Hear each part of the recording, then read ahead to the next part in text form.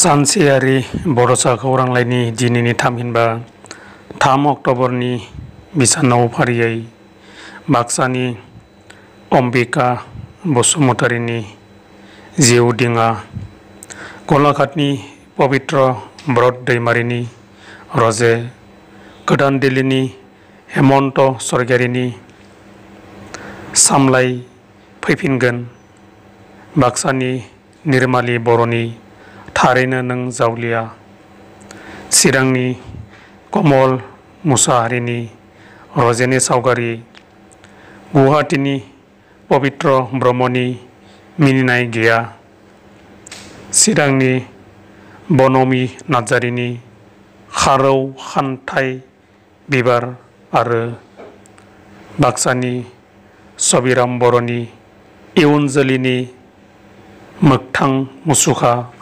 खन्थाइया सेबखांजादों। मिजिंथिबायदि सानसेयारि बड'स खौरांलाइयाव अराय नोंथांनि बेसेन बहरा लिरथिखौ दैथायहरबाय थागोन आरो सानसेयारि बड'स खौरांलाइखौ अराय अनसायलांबाय थागोन। गोजोन्थों।